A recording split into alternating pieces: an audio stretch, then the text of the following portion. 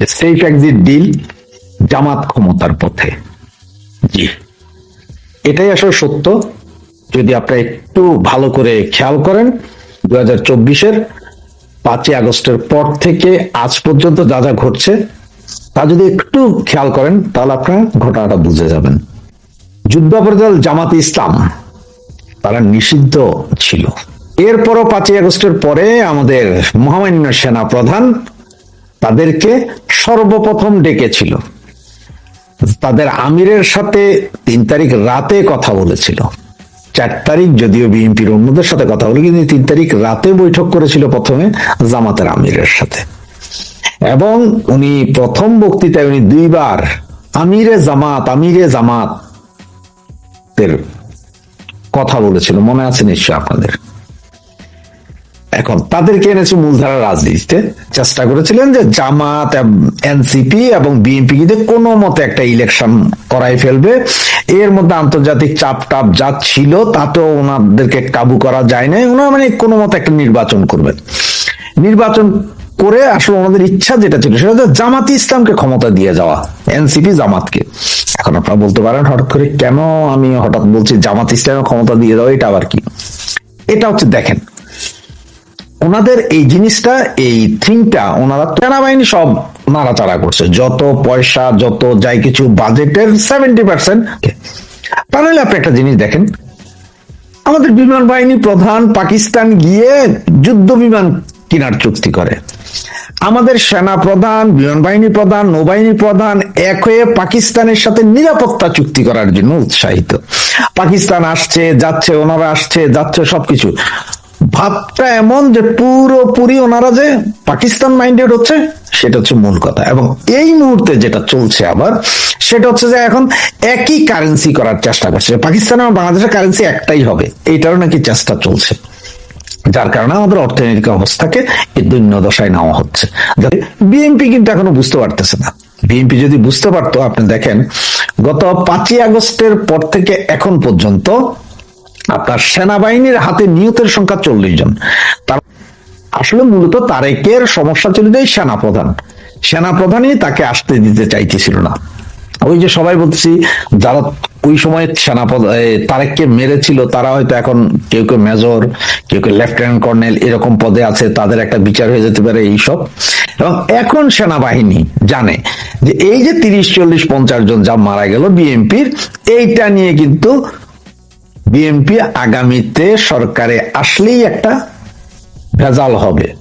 এবং সেনাপ্রধান এই পর্যন্ত ওনার হয়ে কাজ করা যাদেরকে উনি ছেড়ে দিয়েছেন, বিভিন্ন ভাবে উনি দেশ ত্যাগে উৎসাহিত করেছেন, দেশ ত্যাগ করতে পেরেছেন এবং অন্যান্য দেশে চলে গেছেন, এগুলো উনি সুবিধা আদায় করেছিলেন একমাত্র জামাতের সাথে। কারণ যারা চলে যেতে পেরেছেন বা চলে গেছেন, ওরা শেষ মুহূর্তে সেনাপ্রধানের কথা মানতে বাধ্য হয়েছিলেন 3, 4, 5 তারিখে। সেনাপ্রধান এত কিছু, এবং সেনাপ্রধানও যদি আগামী মাসে যদি ওনার যদি শেষ হয়ে যায় ওনার চাকরি জীবন, তাহলে ওনাকেও সেফ এক্সিট নিতে হবে।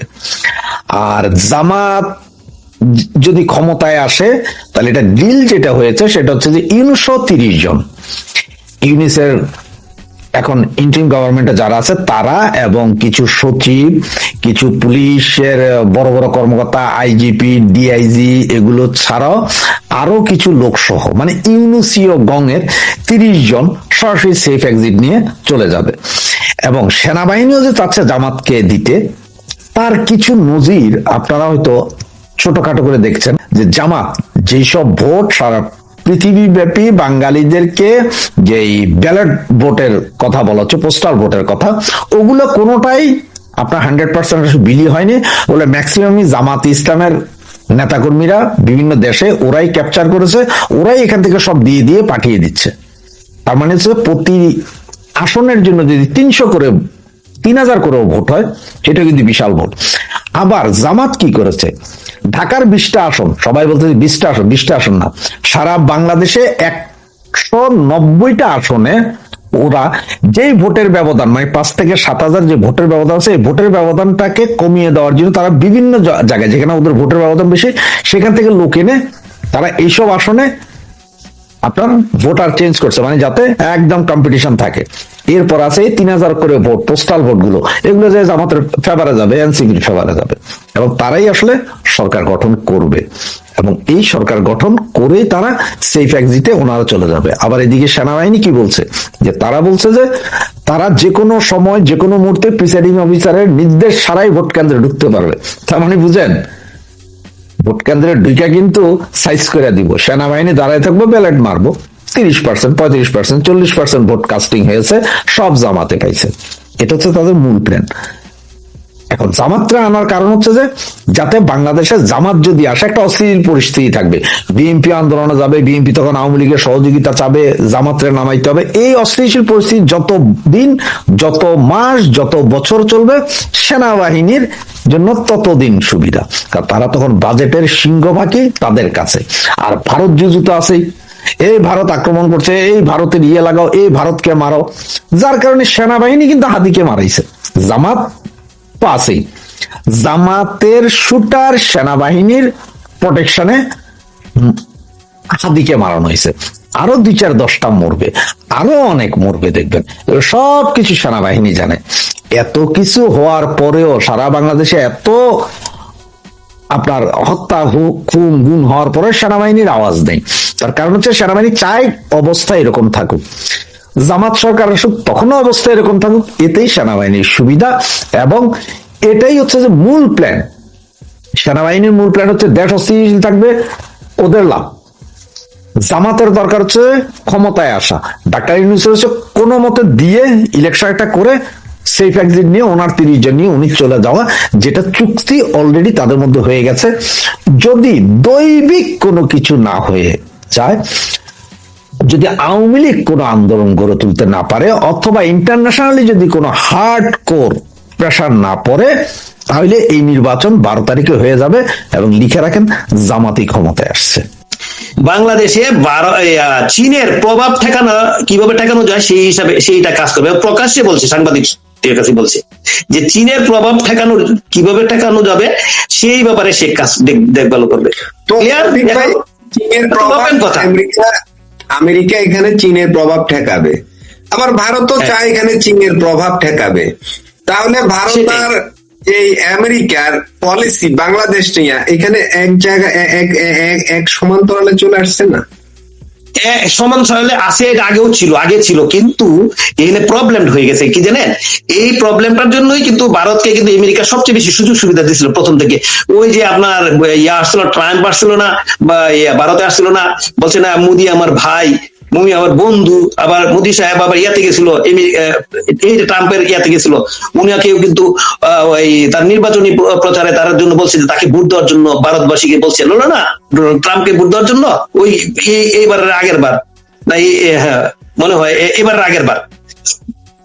এখন এই যে জিনিসটা আমি বলতেছিলাম যে এখানে এই জিনিসটা ছিল, কিন্তু যখন এই ভারত এই যে রাশিয়ার তেল কিনতে গেল, এই তেল কেনার থেকে সমস্যাটা তৈরি হয়েছে আমেরিকার সাথে। আমেরিকাকে এখনো ভারতকে ছেড়ে দিচ্ছে না, ছেড়ে দিবেও না, কারণ তাদের এখানে অনেক বড় স্বার্থ জুড়েছে।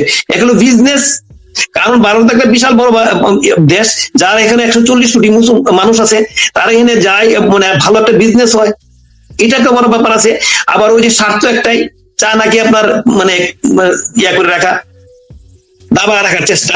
এখন এনে তো কোনো আর লোক নাই, অন্য কোনো দেশ তো নাই যে চায়নাকে ধরার জন্য। এটা সবসময় ভারতের সাথে চায়নার যেহেতু একটু মানে একটু কিনাটা পেশ আছে, ওইটা কাজে লাগাইতে এসেছিল আমেরিকা। কিন্তু ভারতের, আমি তো বলি যে ভারতের আসলে রাজনীতিটা খুবই আপনার ট্যালেন্ট, এই ট্যালেন্টের কারণেই এরা এই জিনিসটা বুঝতে পারে, ওরা ওই দিকে যায় না, ওই তারা স্বার্থটা টিকে নিয়ে নেয়, কিন্তু ওই আমেরিকার পক্ষ হয়ে কাজ করে না। এইটা আলাদা বড় জিনিস। এখন আসেন আপনি জিনিসটা, এই যে আপনার ঘাঁটিটার কথা বলছেন, আপনার ঘাঁটিটার কথা আসেন, তার প্রয়োজনেই ভারতের সাথে সম্পর্ক রাখে মূলত। আর এটা মনে করেন না, তো আমেরিকা পা ফালানোর মতো আমেরিকার কোনো জায়গা নেই, আর এটাও পারবে না, এটাও পারবে না জায়গা করে নিতে পারে আর কি বাংলাদেশে, তাহলে হয়তো একটা আসবে। আর একটা জিনিস হলো আপনার আমেরিকার অত বড় ক্ষমতা নাই যে ভারত আক্রমণ করে, এইটাও ক্ষমতা নাই। এই যে আপনার বিভিন্ন দেশে যে আক্রমণ করে, এইটাও ক্ষমতা নাই। ভারত ওই দিক দিয়েও শক্তিশালী আছে, আপনি চিন্তা করার কোনো কারণ নাই। এই হলো জিনিসগুলি। আর একটা এই যে নামটা এখন আসেন আপনি, এই যে ঘাটিটি যে নামটা বলছে, ঘাটি যেহেতু মেইন আমাদের মানে আপনার হেডলাইন, এই যে বিভিন্ন কারণে, এই কারণে কিন্তু ভারতে এখন আর বাংলাদেশকে বিশ্বাস করতে পারতেছে না। এই জন্য তারা এটা রেডি করতেছে। এটা তো একদিনে রেডি হয়ে যাবে না, আগের পরিতস্ত আছে, এটা ঠিকঠাক করতে হতে হবে 2 বছর, 1-2 বছর 3 বছর লেগে যেতে পারে। কিন্তু এই যে আমি গতকালকে আলোচনা করছিলাম না, যে ওদের যে সেনাবাহিনী প্রধানে কি বলছে, যে তারা বাংলাদেশের যে 3 বাহিনীর সাথেই তাদের ভালো একটা আন্ডারস্ট্যান্ডিং যোগাযোগ আছে, কারণ তারা দেখতেছে যে এই যে বর্তমান সরকার কতদিন থাকে, কি তাদের মুভমেন্ট, বা পরবর্তী সময়ে যে সরকার যদি কতদিন পরে আসে, এই সরকার কি 5 বছর থাকবে না আরো বেশি থাকবে, না এই ইলেকশনই শেষ করে দিবে, এটা তারা মুভমেন্টের মধ্যে আছে, তারা দেখার মধ্যে আছে। ওই জন্য কিন্তু তারা এই জিনিসটা মার্ক করতেছে। আমি তো আগে বলছি যে ভারতের লোকরা, ভারতের রাজনীতিকরা সারা বিশ্বকে এর সাথে কন্ট্রোল করা লাগে। আপনার একটা সুপার ফোর্স যদি হয় তাদের পাওয়ার, তাহলে আপনি বুঝেন তাদেরও কিন্তু এরকম আছে। আমেরিকার যখন আপনার নেটুর যে যতগুলি ইউরোপিয়ান কান্ট্রি আছে, অনেকগুলি কান্ট্রি আছে ইয়ার প্রতি আমেরিকা যা বলে তাই শুনে, রাশিয়ারও এরকম আছে, ভারতেরও কিন্তু এরকম তার অনুগত লোক আছে, চায়নারও এরকম অনুগত কান্ট্রি আছে না? এইটা সবাই তো তাদের বড় বড় যারা দেশ, যাদের শক্তি সামর্থ্য বেশি, তারা বিভিন্ন ভাবেই তাদের সাথে লোক রাখে, মাতবরি যারা করে, তার সাথে কিন্তু ছেলেবেলা থাকে, কেউ হয়তো 10 জন থাকে, কেউ 5 জন থাকে, কেউ 3 জন থাকে, এরকম ছেলেবেলা আছে। কারণ ভারতের ছেলেবেলা কি, আমাদের দেশ ভারতের সাথে তার একটা সুসম্পর্ক রাখছিল, এই জন্য ভারত মনে করছে যে বাংলাদেশ আমার ভাই, এইভাবে চিন্তা করছিল। শ্রীলঙ্কা উল্টে গেছিল, আবার শ্রীলঙ্কা তাদের কাছে আইস হাত দিছে, চায়নার সাথে সম্পর্কের কারণেই তো আমরা উন্নতি করলাম। আমরা 2018 অর্থনীতি ছিল, আর 2000 কোথায় এসে দাঁড়িয়ে শ্রীলঙ্কা, নেপাল, আমি নেপাল আসেন, নেপালও কিন্তু উল্টা পথে চায়নার সাথে চলে গেছিল, আবার নেপাল এসে তাদের ভারতের সাথে হাত মাছে। ভুটান কোনোদিনই যায় না, ভুটান ভারতের সাথে একটা সম্পর্ক রেখে চলে। এখন দেখেন মালদ্বীপও চায়নার সাথে যোগ দিছিল, এখন আবার ভারতের সাথে যোগ দিছে। কারণ দেখছে এই যে সাবকর্মী যে পানি বললাম যে শ্রীলঙ্কা, মালদ্বীপ, যদিও আমাদের দেশে মালদ্বীপ লোক যায় বিভিন্ন কারণে, সেটা কিন্তু মালদ্বীপে কিন্তু আমরা দেশ কিন্তু উন্নত, দ্রুতগতি উন্নত হয়েছে বেশি সব দিক দিয়ে। মালদ্বীপ হলো পর্যটকদের টাকা পায়, ওই হলো তার কাজ, বয়ে বয়ে খায়, সৌদি আরবের মতন। পর্যটক না এলে সব শেষ, এই অবস্থা। বাংলাদেশের স্ট্রাকচারালি উন্নত হয়েছে। শ্রীলঙ্কা এখন থেকে ভারতের প্রতি আবার হয়ে গেছে, দুর্বল হয়ে গেছে। নেপাল তো আছেই, আর ভুটান তাদের সাথে সম্পর্কই ভালো আছে। এখন একটা জিনিসের সাথে ভালো সম্পর্ক না থাকলে তো উন্নতি হবে না। এই যে পাকিস্তান হবে না, আমি তো সবসময় বলি কথা, পাকিস্তান নিজের দেশের ভিতরে, ওদিকে আফগানিস্তানের সাথে, এদিকে ভারতের সাথে শুধু যুদ্ধের মধ্যেই তো আছে, উন্নতি হবে। এই জন্য তো উন্নতি করতে পারে না ওরা, তো এই জন্যই ফকিরের অবস্থা হয়েছে। এখন আরেকটা জিনিস দেখেন, এই যে ঘাটিটার কথা আপনি বললেন, যে ঘাটিটার পিছনের কারণটা হইলো এই জন্যই ভারত যেহেতু বাংলাদেশকে এখন ওইভাবে আর দেখছে না, তারা আছে অবজারভেশন করতেছে, বাংলাদেশের মুভমেন্ট অবজারভেশন করতেছে। এরপরও এই যেহেতু একটা মানে সমস্যা একবার সামনে আসছে, এই জন্য তারা মনে করেন যে ওদের তো বিমান ঘাঁটি তাদের আছে, যেহেতু এটা আপনি ঠিক করে রাখলো, এটা তাদের একটা পূর্ব প্রস্তুতি, তাদের এটার পূর্ব প্রস্তুতি, যে কারণে এটা তারা এখন রিপেয়ারিং করে রাখতেছে, যে আগে যে কোনো সময় দরকার তারা ডিসিশন, মানে বিমান যদি ঘাঁটি যদি ঠিকঠাক থাকে, যে কোনো সময় তাদের বিমান নামতে পারে, যুদ্ধ বিমান নামতে পারবে।